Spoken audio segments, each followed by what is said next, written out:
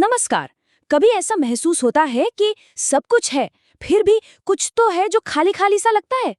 आज हम इसी गहरी आधुनिक समस्या पर बात करेंगे और रायपुर शहर की एक अनोखी यात्रा के जरिए इसके समाधान की खोज करेंगे। और ये सिर्फ एक सवाल नहीं है ना? ये वो एहसास है जो हम में से कई लोग महसूस करते हैं। देखिए, हमारे पास सारी सुविधाएं हैं, सब कुछ है, फिर भी एक खालीपन सा है। तो आखिर इस अधूरेपन की जड़ क्या है?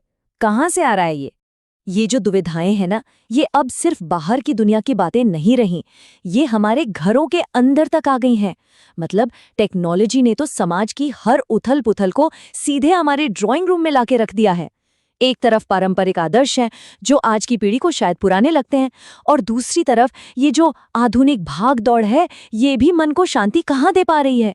तो इस बड़ी समस्या को समझने के लिए चलिए एक बिल्कुल अलग नजरिया अपनाते हैं, एक लोकल पर्सपेक्टिव लेते हैं।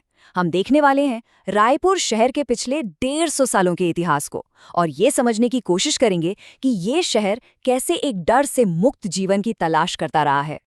देखिए, इस सफर की शुरुआत होती है रेलवे लाइनों के साथ। उम्मीद तो ये थी कि शहर जुड़ेंगे, लोग जुड़ेंगे, लेकिन हुआ क्या? शहर तो जुड़ गए पर समाज नहीं जुड़ पाया। फिर आए अखबार, लोगों को आवाज तो मिली, लेकिन वो आवाज किस दिशा में जाएगी ये पता नहीं चला। और समाज सुधार की जो बातें हुई, उनसे दूरियां तो कुछ कम हुई, पर जो मन के अंदर दीवारें थीं, वो वैसी की वैसी ही रहीं।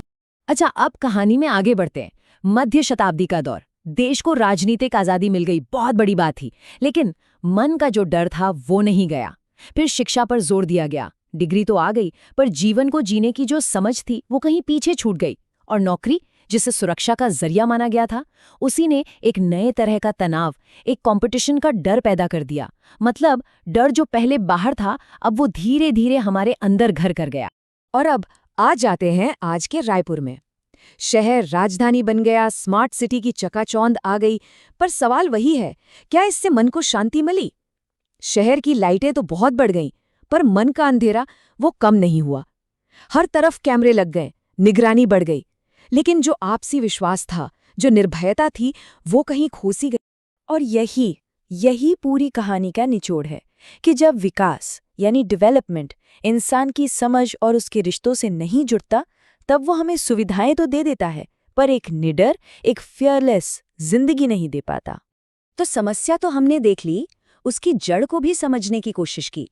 अब सवाल उठता है, समाधान क्या है? तो चलिए अब समाधान की ओर बढ़ते हैं।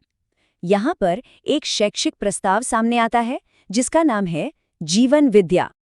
अब शायद ये सवाल मन में आए कि ये जीवन विद्या आखिर है क्या? देखिए, ये कोई रहस्यमयी या कोई आध्यात्मिक कार्यक्रम नहीं है। ये एक 7 दिवसीय एजुकेशनल वर्कशॉप है। आप इसे क्लासरूम की तरह समझ सकते हैं, जो हमें सिखाता है कि जिंदगी को स्पष्टता के साथ कैसे जिया जाए। तो इस शिविर में होता क्या है? यहाँ जीवन के सबसे बुनियादी, सबसे जरूरी सवालों पर बात होती है। जैसे, मैं जी क्यों रहा हूं? मेरे जीवन का उद्देश्य क्या है? जीने का सही तरीका क्या हो सकता है? परिवार और समाज में जो टकराव होते हैं, उन्हें कैसे सुलझाया जाए? और सबसे जरूरी, विश्वास और सम्मान पर टिके हुए रिश्ते कैसे बनाएं? अच्छा, अब हो सकता है कि इतनी बातें सुनने के बाद मन में कुछ सवाल उठ रहे हों, कुछ शंकाएं हों। तो चलिए अब उन पर सीधे सीधे बात करते हैं, आपके हर संकोच को दूर करने की कोशिश करते हैं। इस शिविर के बारे में कुछ बहुत जरूरी बातें हैं, उन्हें जान लेते हैं। पहली बात, ये सभी के लिए खुला है, आपकी उम्र कुछ भी हो, आप आ सकते हैं। दूसरी, ये पूरी तरह से निःशुल्क है। हाँ, सिर्फ भोजन के लिए एक मामूली सा शुल्क रखा गया है। और सबसे अहम बात, ये कार्यक्रम पूरी तरह से एक उपकार की मानसिकता के साथ है। इसके पीछे कोई छिपा हुआ एजेंडा नहीं है। इस बात पर आप पूरा भरोसा कर सकते हैं। तो क्या अब भी मन में कोई सवाल है, कोई छोटी सी भी शंका, या बस ऐसे ही कुछ जानने की इच्छा हो रही है? कोई भी सवाल हो, छोटा हो या बड़ा, उसे मन में मत रखिए। तो संपर्क करें, बिल्कुल भी संकोच न करें। अगर आपका आने का मन बन रहा है, लेकिन कोई छोटा सा भी सवाल है, कोई शंका है, तो उसे पक्का करने के लिए आप बिना किसी झिझक के फोन उठाएं। आप बात कर सकते हैं राकेश भैया से।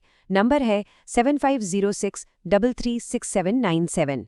आप संपर्क कर सकते हैं हर्ष भैया से 9770978890 पर, और साथ ही 989302 5307 नंबर पर चंद्रशेखर भैया भी हैं। आप इनसे बात करिए, अपनी हर शंका को दूर कीजिए, अपनी हर जिज्ञासा को शांत कीजिए और उसके बाद ही शिविर में आने या ना आने का फैसला लीजिए। अपने लिए, अपने परिवार के लिए एक सही जीने के प्रस्ताव को सुनने के लिए जरूर समय निकालें। हम आपको भरोसा दिलाते हैं। धन्यवाद।